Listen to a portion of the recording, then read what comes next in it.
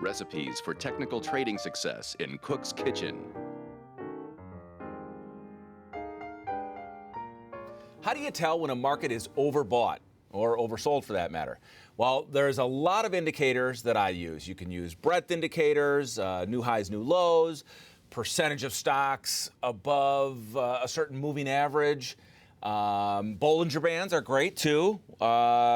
What else? Put call ratios. I use a ton of those, especially when the market is selling off to give me an idea where to buy it. But let's just talk about how you know when a market is overbought. I'm going to give you one indicator today that I use that you never hear about, but I know institutions are using it in quant models. And let's jump into it right now. And it has to do with moving averages. Take a look at my screen. Here is the spiders. Nice, clean 300 number up there. Isn't that beautiful? This is a 3-year chart, I think. Got the 50 and 200 day on here. Everybody knows how to use moving averages or Fibonacci's or whatever. Here's what I'm going to show you. And this is on stockcharts.com, but once I show you how to do this, you're going to be able to set this up for yourself, maybe plug it into your trading platform and kick out an Excel spreadsheet that will do it automatically for you. I'm going to go down here to overlays, and I'm going to pick simple moving average envelopes, SMA envelopes. And the default is it's going to take a 20-day moving average or 20-period moving average, that's the 20, comma, 2.5, and go 2.5% above or below that.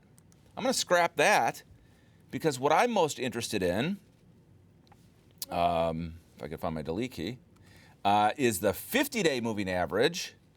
And for the spiders, I want to know where 4% above is. So click Update, and we go back to our chart, and there I have, surrounding the same 50-day moving average that was already there, is the green envelopes, 4% above and 4% below the 50-day moving average. Okay, so why is this important?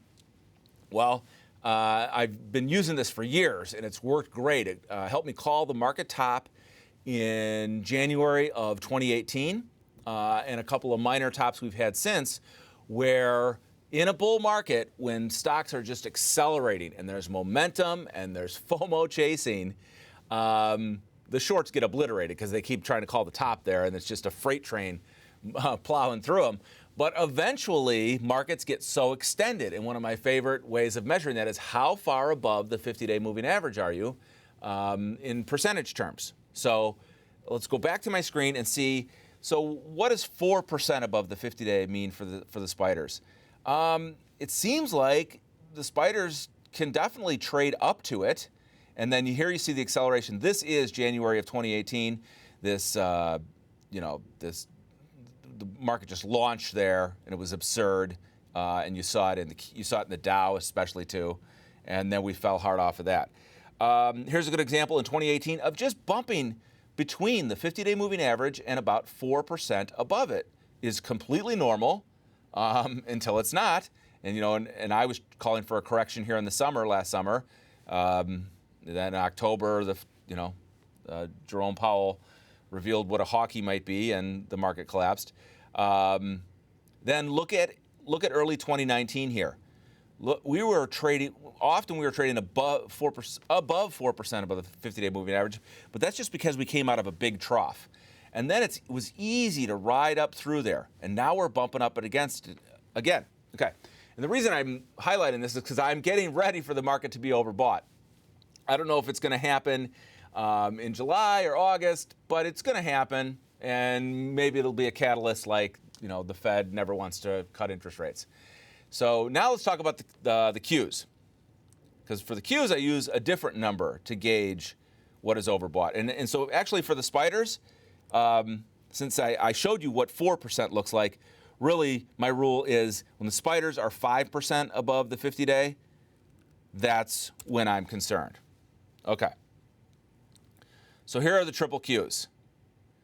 Easily puncturing up through there that 4% level, because that's not the level that's not the window I use for the Qs. I use 7%.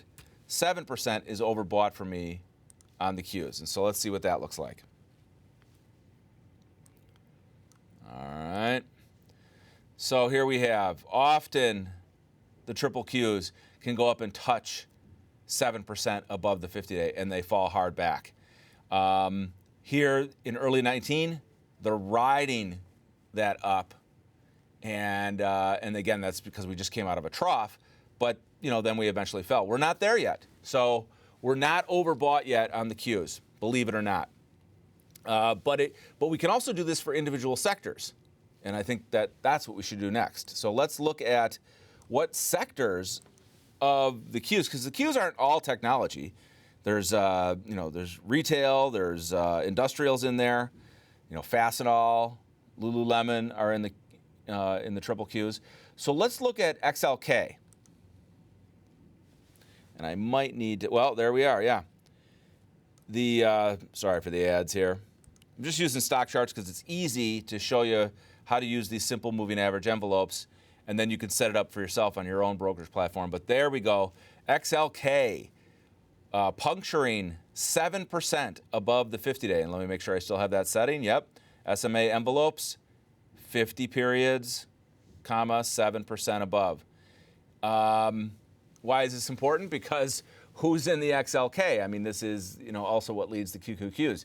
You got Microsoft making new highs. You've got and Amazon is not in the XLK, but Apple, trading 200. So a lot of big cap-weighted names are pushing XLK to above 7% above its 50-day. So that's a concern. So we looked at it with indexes, we looked at it with sectors. Let's just take a look at software. I'm not sure where software should definitely be, in the category of Bubblicious. IGV is the cap-weighted software, and it is not. Although it consistently trades, well up into 5 and 6% above its 50-day, it's not puncturing through. All right, so I just wanted to show you that quick tool because it's so handy to use. And if you can find a way to set it up on your brokerage platform, and then you could have it feed into Excel, then you could be alerted to when these flash. One group that uses it consistently and offers it is Bespoke Investment Group. They have they call it a trend analyzer. So they'll do it for sectors, stocks, indexes, obviously, and part of they'll show you the percentage above or below the 50-day, and then they'll do overbought and oversold on a sort of a Bollinger Band model. How many standard deviations above that moving average. So the standard setting for Bollinger Bands on stock charts or anywhere else is 20 and 2, 20 periods and 2 standard deviations. But you can make Bollinger Bands any way you want. You can put it at 35, 40, 50, 80 periods and as many standard deviations as you want and set it up that way. But this is the simple one I wanted to show you. Remember, for the S&Ps, 5% above the 50-day is overbought. For the Qs, 6 to 7% is overbought. Doesn't mean it can't keep going, but it's getting ready to top. All right, thanks for joining me in the kitchen.